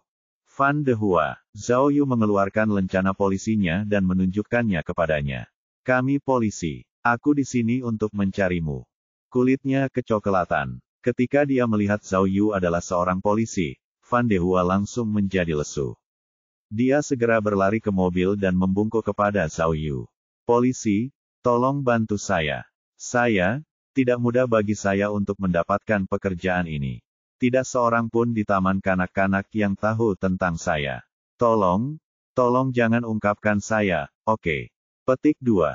Aku mohon padamu. Melihat ini, Zhao Yu dan Miao Ying mengangguk puas. 15 menit kemudian, Fan Dehua masuk ke dalam Land Rover, sementara Zhao Yu mengemudikan mobil ke sebuah taman kecil di dekat taman kanak-kanak. Taman itu sangat sepi pada pukul 11, yang merupakan waktu yang tepat untuk mengobrol. "Jangan khawatir," kata Miao Ying kepada Fan Dehua. "Kami di sini bukan untukmu. Kami butuh kamu untuk memberi kami beberapa informasi." Jadi, Miao Ying menjelaskan secara singkat situasi tulang-tulang itu kepada Fan Dehua, dan memintanya untuk memberikan informasi kepada polisi. "Orang itu pasti saudaramu dari keluarga yang sama, atau bahkan pamanmu," kata Zhao Yu. "Jika dia masih hidup, dia pasti berusia setidaknya 80 tahun, yang berarti dia 20 tahun lebih tua darimu. Kamu pasti mengingatnya, kan?" Dan, Miao Ying menambahkan, "Orang ini hilang pada awal tahun 1990-an. Oh, cek. Fan Dehua mengusap kepalanya. Cuacanya tidak panas, tetapi dahinya masih berkeringat. Dia bergumam beberapa menit sebelum berkata, "Saya yang termuda di generasi saya. Paman dan saudara laki-laki saya yang seangkatan umumnya 10 atau 20 tahun lebih tua dari saya, dan bahkan generasi muda pun banyak yang lebih tua dariku." "Langsung saja ke intinya," kata Zhao Yu. "Apakah ada orang seperti itu?" Fan Dehua berkata dengan canggung. "Keluarga Fan adalah keluarga besar di Zhangzi. Paman dan saudaraku setidaknya ada beberapa lusin, dan mereka semua tersebar di sekitar Zhangzi. Ini benar-benar sulit bagiku." Itu di. Saat mereka sedang berbicara, ponsel Miao Ying berdering. Dia segera memeriksa pesan itu, dan matanya tiba-tiba berbinar. Paman dan saudaramu menghilang bersama cucu dan menantunya. Kau pasti punya kesan tentang mereka, kan? Ah, cucu, menantu perempuanku. Fan Dehua sedikit bingung. Zhao Yu mengambil ponsel Miao Ying dan melihat bahwa pesan itu dari Zhang Peipei. Setelah pemeriksaan, mereka telah menentukan hubungan antara ketiga kerangka itu. Salah satu kerangka itu adalah ibu anak itu, dan yang lainnya adalah kakek anak itu. DNA kakek anak itu paling dekat dengan Fan Dehua, jadi dia pasti pamannya. Bagaimana dengan ini? Fan Dehua merenung cukup lama dan akhirnya menemukan sebuah ide. Aku akan menelepon sekarang dan bertanya kepada saudara-saudaraku apakah mereka tahu. Aneh juga, hilang. Bagaimana bisa seseorang hilang bersama menantu dan cucunya? Bagaimana dengan anak dan istriku? Apa yang kamu bicarakan? Teriak Zhao Yu, cepat dan telepon. Begitu saja, Fan Dehua duduk di mobilnya dan mulai menelepon kerabatnya satu persatu. Agar Zhao Yu dan Su Yu dapat mendengarnya dengan jelas, dia bahkan menyalakan pengeras suara. Kakak, ada yang ingin kutanyakan padamu. Fan Dehua adalah orang pertama yang memanggil kakaknya. Pada akhirnya, jawaban saudaranya membuat semua orang tidak tahu apakah harus tertawa atau menangis. Ya, kata saudaranya. Kami punya kakek ketiga yang hilang. Seluruh keluarganya hilang. Konon katanya dia diculik oleh Jepang, kalau bukan tahun 1938, ya tahun 1939. Aku tidak ingat, salah satu saudara Fan Dehua berkata. Kamu bisa bertanya pada pamanmu. Mungkin ada yang hilang dari kam penjaga makam dan makam keluarga lu. Bagaimana situasinya? Hilang. Paman Fan Dehua berkata, saya pikir, pamanmu memiliki seorang putra yang hilang di Sichuan bagian barat. Namun, saya mendengar bahwa dia ditemukan kemudian. Begitu saja, keluarga Fan Dehua berbelit-belit, dan setelah diinterogasi berkali-kali, tidak ada satupun yang mengerti situasinya. Kali ini, Zhao Yu dan Miao Ying tidak dapat menahannya lagi. Zhao Yu memarahi, sialan, meskipun ada banyak orang, mereka tetap saudaraku, bagaimana mungkin aku tidak menemukan mereka? Bagaimana dengan ini, jika kamu masih tidak dapat menemukannya, aku akan memeriksa silsilah keluargamu. Aku tidak percaya ini. Tunggu sebentar. Fan Dehua sepertinya teringat sesuatu dan segera mengangkat telepon. Aku kenal seseorang yang mungkin tahu situasinya. Kenapa kita tidak bertanya padanya? Bab 1748, Bab 1747 Putra. Ya, suara seorang wanita yang berbicara dalam dialek Sichuan Barat datang dari telepon Fan Dehua. Dasar hantu, kau bahkan tidak punya kesan tentang hal sekecil itu. Aku tidak tahu apa-apa, desak Fan Dehua. Istri, katakan padaku, apakah keluarga Hunger punya saudara laki-laki sepertimu? Ternyata wanita itu adalah mantan istri Fan Dehua yang sudah bercerai bertahun-tahun. Namun, meskipun dia orang luar, dia tukang gosip ulung. Gosip apapun antara teman dan keluarga tidak bisa lepas dari genggamannya. Jadi, Fan Dehua tidak punya pilihan selain meneleponnya. Namun, dia tidak menyangka mantan istrinya akan memberikan jawaban pasti begitu dia menjelaskan situasinya. Apa terburu-buru? Aku belum menyelesaikan masalahku denganmu. Wanita itu menggerutu, dia tidak melakukan hal yang benar hari ini. Ini semua karenamu, dasar tongkat bengkok. Cepatlah, istriku, aku benar-benar memiliki sesuatu yang penting untuk dilakukan. Cepatlah dan katakan padaku.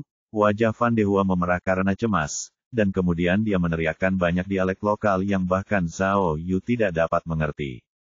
Baiklah, aku akan memberitahumu, mantan istri Fan Dehua tidak tahan lagi.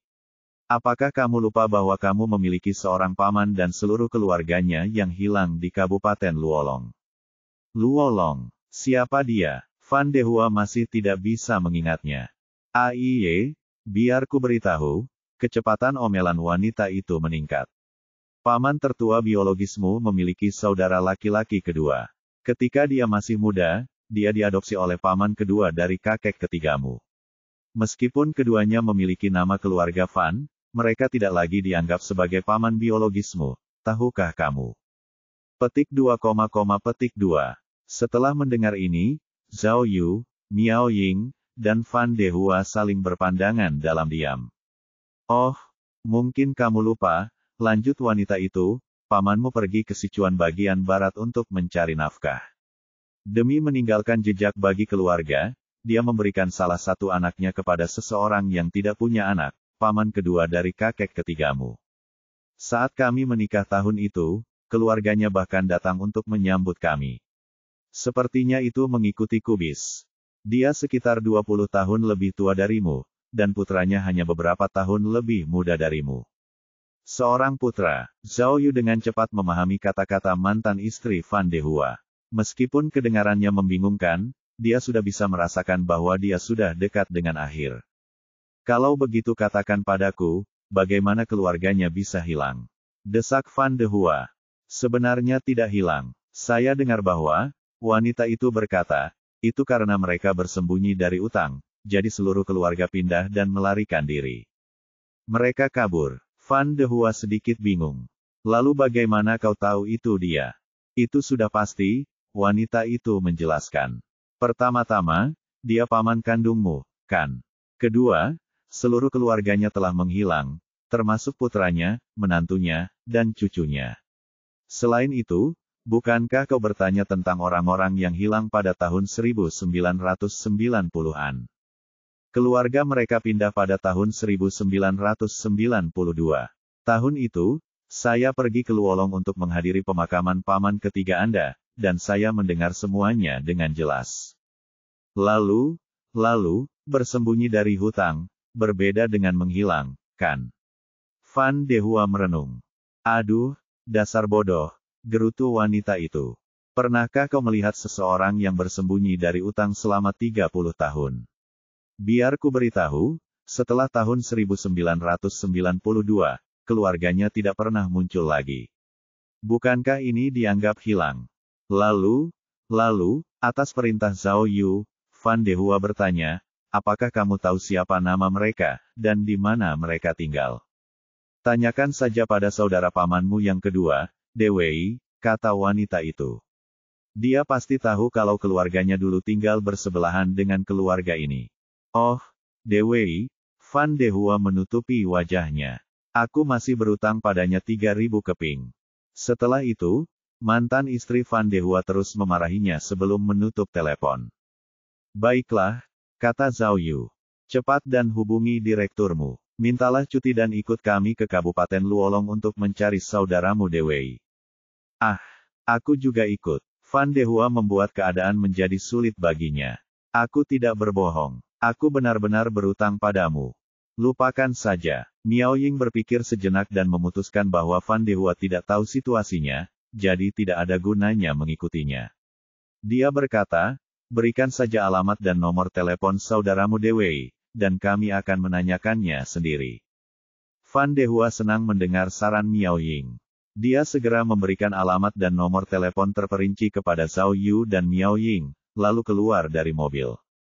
Zhao Yu mengatur GPS, menyalakan mobil, dan langsung melaju ke Kabupaten Luolong. Lewat sini, tidak apa-apa. Kabupaten Luolong adalah kabupaten terdekat dengan Gunung Tuo, kata Miao Ying. Sepertinya pembunuhnya berasal dari Kabupaten Luolong, yang sesuai dengan dugaan awal kita. Namun, saya tidak menyangka masalah ini akan terlacak sejauh ini. Dia menghilang untuk bersembunyi dari hutang, kata Zhao Yu. Dan Ba Hongsui dan yang lainnya semuanya adalah penjahat di dunia bawah. Hubungan antara kedua belah pihak sudah cukup jelas sekarang. Ya, kata Miao Ying. Pria tua itu pindah bersama putra, cucu, dan menantunya. Sekarang setelah kami menemukan mayat mereka, putranya jelas merupakan tersangka terbesar. Benar sekali, keluarga yang terdiri dari 3 orang itu meninggal di kuil Dewa Gunung. Anak ini pasti menyimpan dendam. Zhao Yu menghela napas dan berkata, sepertinya aku akhirnya bisa pergi ke Yaoming dan berpartisipasi dalam memuar pembunuhan itu. Jangan terlalu senang dulu, detektif hebatku Zhao, kata Miao Ying. Jangan lupa bahwa korban terakhir dari kasus sumur itu meninggal 3 tahun lalu. Dalam 3 tahun, pembunuhnya sudah pergi jauh. Bahkan jika kita mengetahui identitasnya, tidak akan mudah untuk menangkapnya. Tidak masalah, kata Zhao Yu acuh tak acuh. Selama kita bisa memastikan identitasnya dan mengeluarkan surat perintah penangkapan, aku tidak akan terlibat. Misi saya adalah mencari tahu kebenarannya. Zhao Yu berkata dengan penuh semangat. Petugas Wang menelepon saya kemarin. Dia mengatakan bahwa dia curiga ada alasan lain di balik memoir itu. Benarkah?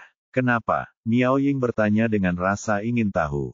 Petugas Wang bertanya kepada keluarga dan teman tersangka, Nong Zifa, dan kesan mereka terhadapnya adalah bahwa dia adalah orang yang impulsif, mudah marah, dan gegabah. Semua kasus dalam memoir ini kasar tetapi terperinci, yang menunjukkan bahwa pembunuhnya adalah orang yang berhati-hati. Ada perbedaan yang jelas antara keduanya. Apakah kamu masih ingat kasus pembunuhan dengan video itu? Zhao Yu berkata, ketika kita pertama kali menetapkan Kang Ziking sebagai tersangka, apakah kita menemui masalah yang sama?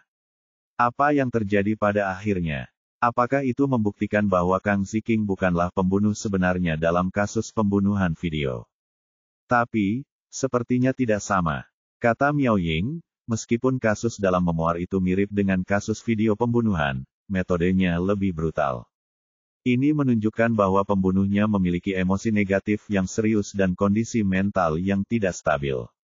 Ini sama sekali berbeda dari profil Yun Duoer. Tidak, kata Zhao Yu. Dia membunuh 13 orang, tetapi dia berhasil melarikan diri setiap kali. Orang ini pasti punya trik tersembunyi. Saya harus pergi dan memeriksanya, untuk melihat apakah benar-benar ada sesuatu yang mencurigakan terjadi. Petik 2. Saat mereka sedang berbicara, ponsel Miao Ying berdering. Itu dari Zhengke. Ketua tim Miao, saya baru saja menerima berita dari Stasiun Perlindungan Hutan. Mereka menemukan seorang kader tua dari Biro Kehutanan, yang telah pensiun dari ibu kota provinsi Sixia, kata Zhengke dengan gembira. Kader tua itu dapat membuktikan bahwa memang ada kuil Dewa Gunung di lereng bukit tempat kasus sumur itu berada. Dia juga dapat memastikan bahwa kuil Dewa Gunung hancur akibat banjir gunung pada tahun 1992. Pohon-pohon di lereng itu juga ditanam oleh orang-orang yang dipimpinnya.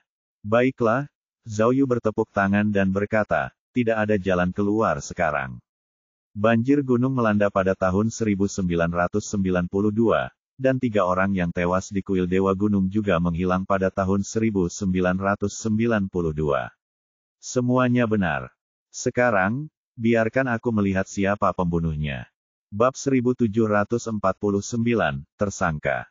Penggemar Viagra yang dibicarakan Dehua sudah menjadi pria tua berusia 70-an. Ketika Zhao Yu dan Miao Ying menemukannya di sebuah distrik kecil di Kabupaten Luolong, dia sedang bermain mahjong di klub catur dan kartu di distrik tersebut. Demi menghindari masalah yang tidak perlu, Zhao Yu dan Zhao Yu tidak mengungkapkan identitas mereka pada awalnya, tetapi menemukan alasan untuk memanggil Fan Dewei dan menjelaskan situasinya kepadanya. Pada akhirnya, seperti yang dikatakan mantan istri Fan Dehua, kakak AVIC masih memiliki kesan tentang apa yang terjadi tahun itu. Dia langsung berkata kepada keduanya, ya, ada hal seperti itu. Orang yang kamu bicarakan seharusnya adalah saudara kandung pamanku, kata penggemar Dewei. Meskipun dia sudah tua, dia bisa berbicara bahasa Mandarin dengan cukup baik. Namun, dia diadopsi oleh seorang paman ketika aku masih kecil. Selain itu, keluarga pamanku pergi ke Sichuan bagian barat, jadi hubungan kami tampak jauh. Namun, kami tinggal berdekatan, dan dia orang yang baik. Namanya, Fan Deming, kurasa. Jika dia masih hidup, dia menghitung dengan jarinya. Bukankah dia sudah berusia lebih dari 80 tahun? Petik 2. Penggemar Deming. Miao Ying segera mengirim nama itu ke Zhengke dan memintanya untuk mencari informasinya. Kalau begitu, ceritakan padaku, tanya Zhao Yu. Apa yang terjadi dengan keluarga Fan Deming pada tahun 1992? Oh, begini, Fan Dewei mengingat dengan saksama dan berkata, penyebabnya pasti putra Fan Deming. Generasi berikutnya memiliki kata, Zen. Siapa nama putranya? Fan Zhenjiang, Fan Zhenguo atau Fan Zhenpeng. Mungkin itu Zhenguo. Sudah lama sekali, jadi saya tidak ingat dengan jelas. Pokoknya, pada tahun 1980-an, putranya cukup sukses. Dia menghasilkan banyak uang di luar dan membeli BLIS 125 di rumah. Petik 2. Namun, hal-hal baik tidak bertahan lama. Saya tidak tahu apakah penggemar Zhenguo ini menyinggung seseorang atau berutang uang, tetapi dia tiba-tiba pindah. Adapun kemana dia pergi, aku tidak tahu. Saya belum melihatnya sampai hari ini, Tuan. Fan Dewei bertanya dengan rasa ingin tahu, apakah Anda menemukannya? Atau apakah ada sesuatu yang terjadi? Tahun berapa dia menghilang? Zhao Yu bertanya, siapa lagi yang ikut denganmu? Saat itu musim panas tahun 1992. Sungai Yanghe banjir tahun itu. Saya masih ingat dengan jelas. Fan Dewei menjawab tanpa ragu, adapun keluarganya, Fan Deming adalah salah satunya, dan kemudian keluarga putranya. Totalnya ada 4 orang. Ngomong-ngomong, dia teringat sesuatu dan berkata, mereka pergi terburu-buru dan tidak membawa banyak barang. Di mana istri Fan Deming? Tanya Miao Ying. Oh, adik iparku meninggal lebih awal. Ketika mereka meninggal, dia sudah lama tiada. Fan Dewei mengulurkan jarinya. Hanya ada Fan Deming, putranya Fan Zhenguo, menantu perempuannya, Juan, dan cucu laki-lakinya yang masih kecil di rumah. Lalu, Zhao Yu bertanya, apakah rumahnya masih ada? Sudah lama hilang, kata Fan Dewei. Tidak lama setelah mereka pergi, rumah itu dibobol pencuri. Kacanya pecah. Kemudian, karena tidak menemukan orang tersebut, brigade tersebut mencari beberapa saat, tetapi tidak menemukan orang tersebut, jadi mereka menghancurkannya terlebih dahulu. Sekarang, brigade itu sudah pergi. Bahkan jika mereka kembali, mereka tidak akan dapat menemukan rumah itu. Zhao Yu dan Miao Ying saling berpandangan. Jelas, mereka telah menemukan orang yang tepat. Putra Fan Deming kemungkinan besar adalah pembunuh dalam kasus sumur itu. Lalu, Zhao Yu berpikir sejenak, lalu bertanya pada Fan Dewei, bisakah kamu mengingat bisnis apa yang dilakukan putra Fan Deming? Ini, Fan Dewei memukul dahinya dengan tinjunya dan berusaha keras mengingatnya. Menurutku, kurasa dia punya bisnis besar di Mengxiang.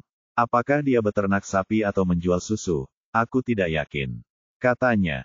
Wah, mendengar ini, Zhao Yu dan Miao Ying sama-sama terkejut. Dalam kasus itu, semua informasi cocok. Mereka hampir yakin bahwa putra Fan Deming adalah pembunuh yang mereka cari. Orang tua, Miao Ying bertanya dengan cepat, bisakah kau ceritakan lebih banyak tentang putra Fan Deming? Berapa usianya saat dia menghilang? Dia seharusnya berusia sekitar 25 atau 26 tahun. Fan Dewei melakukan beberapa perhitungan dan berkata, dia mungkin seorang pria berusia 50-an sekarang. Oh, seorang pria berusia 50-an masih memiliki kekuatan kriminal pada tingkat tertentu. Lalu, apakah kamu masih menyimpan fotonya? Tanya Zhao Yu. Tidak, Fan Deming adalah paman dan saudara laki-lakiku, tapi, dia tidak sering mengunjungiku. Jawab Fan Dewei. Lalu, Zhao Yu bertanya lagi, apakah dia punya saudara yang lebih dekat? Tidak, Fan Deming menggelengkan kepalanya. Jika kita memiliki banyak saudara, apakah kita masih perlu mengadopsinya? Juga, Zhao Yu mengakui bahwa jika masih ada yang mengejar keluarga Fan Deming, pasti sudah ada yang melaporkan dia hilang. Tapi, Miao Ying bertanya, bagaimana dengan menantu Fan Deming? Tidak ada seorang pun dari keluargamu yang mencarimu. Iya, kau kena tipu. Fan Dewei melambaikan tangannya. Aku sedikit kenal dengan Fan Deming, tapi aku tidak tahu banyak tentang putra dan menantunya. Jika memang begitu, Zhao Yu bertanya lagi, apakah kamu mendengar bahwa ada orang yang melihat putra Fan Deming baru-baru ini? Itu pertanyaan yang lebih penting lagi. Fan Deming tersenyum tak berdaya. Sudah hampir 30 tahun. Bahkan jika putra Fan Deming berdiri di hadapanku sekarang, aku tidak akan bisa mengenalinya. Baiklah kalau begitu. Zhao Yu berkata, kalau begitu, Kita akhiri saja di sini. Dia menyerahkan kartu nama kepada lelaki tua itu. Kamu harus bertanya kepada saudara dan temanmu saat kamu kembali. Jika kamu bisa mendapatkan informasi tentang putra Van Deming, jangan lupa untuk memberi tahu kami. Ini sangat penting, apakah kamu mengerti? Baiklah, baiklah. Van Deming memasukkan kartu nama Zhao Yu ke dalam sakunya, lalu menyalakan sebatang rokok dan pergi ke ruang catur untuk bermain mahjong. Saya menemukan informasinya. Miao Ying segera menunjukkan informasi di ponselnya kepada Zhao Yu. Namanya adalah Fan Zhenguo, tetapi informasi dalam berkas itu semuanya dari sebelum tahun 1992. Petik 2. Ini berarti, kata Zhao Yu, orang ini telah mengubah identitasnya. Sambil berbicara, Zhao Yu mengamati gambar di ponselnya dengan saksama. Namun karena usianya, gambarnya sangat buram. Dia hanya bisa melihat wajah Fan Zhenguo yang kurus dan berjanggut. Saya akan segera memberitahu polisi Zhang's dan kantor polisi Luolong dan meminta mereka melakukan yang terbaik untuk menangkap tersangka. Kata Miao Ying. Akan lebih baik jika, kata Zhao Yu, biarkan ahli potret kita menghasilkan gambar penampilan Fan Zhenguo saat ini. Kalau tidak, karena identitas dan penampilanku telah berubah, tidak akan mudah untuk menangkapku. Petik 2. Miao Ying mengangguk. Serahkan saja padaku, aku akan menelepon sekarang. Lalu, bagaimana dengan kita berdua? Apakah kalian akan tinggal di sini dan menunggu penangkapan? Tidak, Zhao Yu berkata dengan tegas. Fan Zhenguo sudah membalas dendam. Kemungkinan dia tinggal di Luolong tidak tinggi. Kemudian, ayo kita pergi ke Fuan. Kata Zhao Yu, apakah kamu masih ingat apa yang dikatakan Fan Dewei? Bahwa Fan Zhenguo mungkin menghasilkan banyak uang dengan beternak sapi. Oh, maksudmu, kata Miao Ying. Gudang adalah kunci kasus sumur air. Lagi pula, dari 4 korban kasus sumur, 3 diantaranya terkait dengan gudang. Petik 2. Benar sekali, kata Zhao Yu, kalau kita ingin menangkap Fan Zhenguo dan mencari tahu kemana dia pergi, kita harus mencari tahu keseluruhan ceritanya. Mari kita lihat apa sebenarnya yang dia temui saat itu. Petik 2. Bab 1750, Bab 1749 orang dalam. Ketika Zhao Yu dan Miao Ying selesai mengatur tugas pencarian di kota Zhang's dan Kabupaten Luolong, langit tidak hanya mulai gelap, tetapi juga gerimis di pegunungan.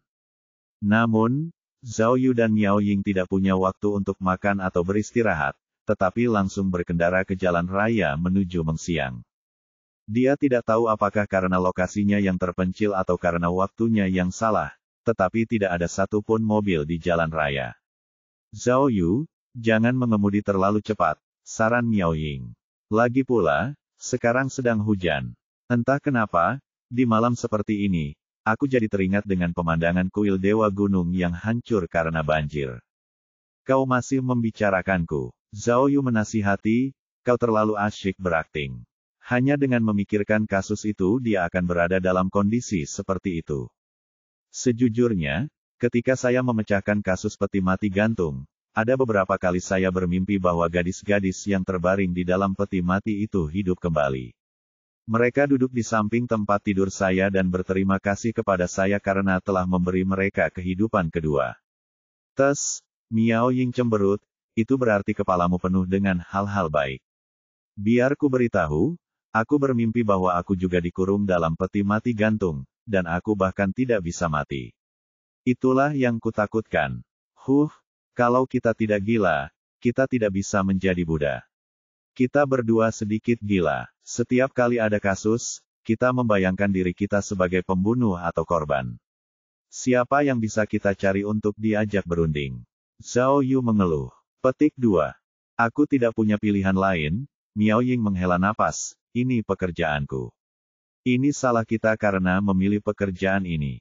Tapi, mengomel ya mengomel saja, kata Zhao Yu, tidak bercanda. Meskipun aku sudah bergabung dengan dinas rahasia, aku masih suka memecahkan kasus. Aku sebenarnya tidak terbiasa dengan hari-hari tanpa kasus yang harus dipecahkan. Saat berbicara, Zhao Yu mengingat pengalamannya di Maroko, Dinglan, Rena, Amerola, Si Mengna. Ketika dia mengingat berbagai hal yang terjadi di rumah dosa, dia selalu memiliki perasaan yang tidak nyata, seolah-olah semua peristiwa yang mengguncang bumi itu adalah ilusi yang jauh darinya. Hanya dengan mengerjakan suatu kasus pada malam hujan seperti ini dia bisa merasa nyata dan tenang. Ngomong-ngomong soal dinas rahasia, Miao Ying cemberut dan berkata, ayahku meneleponku. Dia menyuruhku pergi ke dinas rahasia untuk diadili setelah aku menyelesaikan kasus ini. Aku khawatir aku tidak bisa pergi ke Yao Ming bersamamu.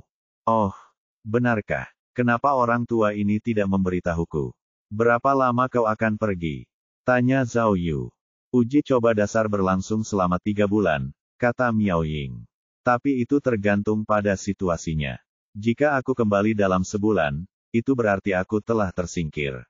Oh, Zhao Yu merenung sejenak, lalu berkata, saat itu, kenapa aku tidak mengikuti ujian yang panjang? Sepertinya aku tidak lulus dalam mata pelajaran apapun, tetapi akhirnya aku lulus juga. Tentu saja, tegur Miao Ying. Kamu detektif terkenal, dan kamu sudah dipekerjakan. Sidang ini hanya formalitas. Aku tidak punya keterampilan sepertimu. Menurutku tidak. Zhao Yu bingung. Begitu banyak kasus yang dipecahkan oleh kita berdua. Kau juga detektif hebat. Petik 2. Masih pamer. Nona Miao mencela, bagaimana aku bisa dibandingkan dengan detektif gila sepertimu? Hanya berdasarkan penampilanmu di Vacheria, kau sudah tak tertandingi. Selain itu, ada juga tindakan heroik seperti pendaratan dan kasus emas. Oh, Zhao Yu kemudian mengerti bahwa dia telah bergabung dengan dinas rahasia dengan Halo, bukan hanya melalui pintu belakang Miao Kun. Namun, Miao Ying masih belum tahu bahwa dia juga memainkan peran penting dalam kasus berlian di salon detektif. Tidak apa-apa, kamu bisa melakukannya. Zhao Yu menepuk bahu Miao Ying dan menyemangatinya, jangan lupa bahwa kamu adalah istriku. Kenapa? Jangan bilang kau akan melakukan apapun untukku. Nona Miao tidak banyak bereaksi. Jika aku ingin masuk lewat pintu belakang, apakah aku membutuhkanmu? Kau benar, kau benar. Zhao Yu segera mengoreksi dirinya sendiri, Miao-miauku adalah yang terbaik. Namun, bukankah 3 bulan terlalu lama? Bolehkah aku mengunjungimu? Petik 2. Pergilah ke neraka, umpat Nona Miao. Saat itu sedang gerimis. Mobil melaju melewati jalan yang banjir, air memercik saat terus melaju. Kabupaten Fuan hanya berjarak sekitar 160 km dari kota Sangs. Jika ia berkendara dengan mobil biasa, Zhao Yu hanya butuh waktu 1,5 jam untuk sampai di sana. Namun, saat itu sedang hujan dan gelap, jadi Zhao Yu tidak mengemudi sekencang yang ia bisa. Ia mengemudi selama lebih dari 2 jam sebelum ia tiba di Kabupaten Fuan. Namun, setelah sampai di sana, mereka tidak langsung ke hotel untuk beristirahat atau mencari restoran untuk makan. Sebaliknya, mereka langsung pergi ke sebuah klub malam di Kabupaten Fuan. Itu karena, pada saat itu, Cui Lizu sedang mengunjungi seorang informan. Dia merasa bahwa informan ini mungkin mengetahui beberapa informasi penting tentang kasus sumur air, jadi dia meminta Zhao Yu dan Zhao Yu untuk pergi ke sana dan memeriksanya. Ketika Zhao Yu dan Miao Ying tiba, petugas polisi setempat telah menunggu mereka cukup lama. Mereka segera membawa mereka ke kantor mewah di lantai 2 klub malam itu. Setelah masuk, dia melihat Cui Lizu sedang berbicara dengan seorang wanita berpakaian indah. Wanita itu berusia 50-an, dan meskipun kulitnya keriput, dia berpakaian sangat modis. Bahkan sebelum dia diperkenalkan, Zhao Yu sudah tahu bahwa orang ini pasti manajer senior klub malam itu. Perkenalkan, kata Cui Lizu sambil menunjuk wanita itu. Ini Dai Xiaoli, bos Dai. Dia adalah istri pemilik peternakan sapi. Kemudian, Cui Lizu memperkenalkan Zhao Yu dan Miao Ying secara singkat. Dia hanya mengatakan bahwa mereka adalah pimpinan kantor polisi, tetapi tidak menyebutkan nama mereka. Ketua tim, Cui Lizu menjelaskan, saya sudah memeriksa gudang dengan saksama. Perwakilan hukum yang meninggal, Wu Haobo, bukanlah pemilik sebenarnya. Dan jandanya, bos Dai Xiaoli, tahu lebih banyak tentang cerita di balik layar.